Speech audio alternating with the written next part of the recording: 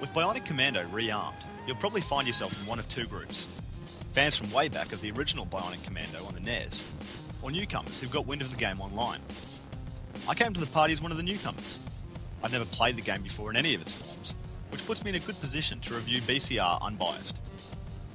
To sum up for folks who haven't played BCR or its NES counterpart before, the story follows bionically enhanced commando Nathan Rad Spencer as he infiltrates a series of Nazi-esque compounds in an attempt to rescue a captured operative and stop a villainous plot for world domination. Gameplay-wise, it's your standard side-scrolling shooter platformer, but with a unique twist. Rather than letting the player jump from place to place like a standard side-scroller, all of the platforming action in BCR is executed Spider-Man style with Spencer's bionic arm.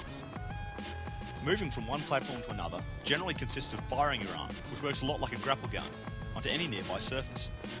With the press of a key, you can then choose to either start swinging for horizontal jumps, or retract your arm to pull yourself up onto otherwise unreachable platforms. On paper, it sounds pretty simple, but it does take practice, and I'll be perfectly honest, at first the lack of the jump key caused me some serious grief. As a gamer from the Duke Nukem / Commander Keen school of platforming, not having the ability to leap about the place felt like having a limb removed.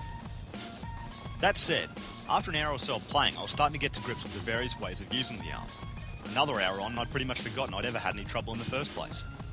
The bottom line here is that if you're new to the Bionic Commando franchise, the controls will definitely take some getting used to.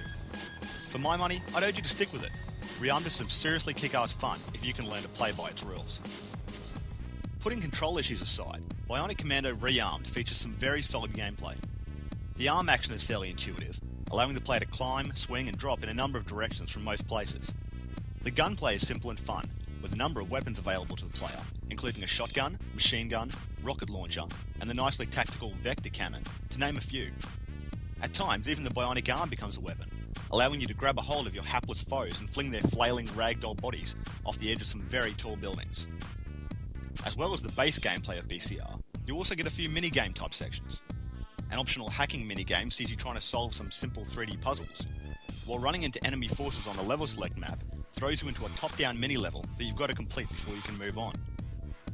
All of these features blend together to form a hugely entertaining gameplay experience that is, despite being a remake, a real breath of fresh air in an often pretty stagnant gaming scene. For a game that only costs $15, BCR looks great. Built on the same engine that powers the upcoming next-gen Bionic Commando game, BCR sports all of the eye candy we'd expect in 2008. The game makes no excuses for its 8-bit predecessor though, lovingly recreating the chunky, colourful visuals of the original in richly detailed 3D, complete with gloriously old-school characters and bosses. We're also treated to piles of great present-day tricks, including realistic rain and water, fog and smoke effects, and some seriously epic explosions.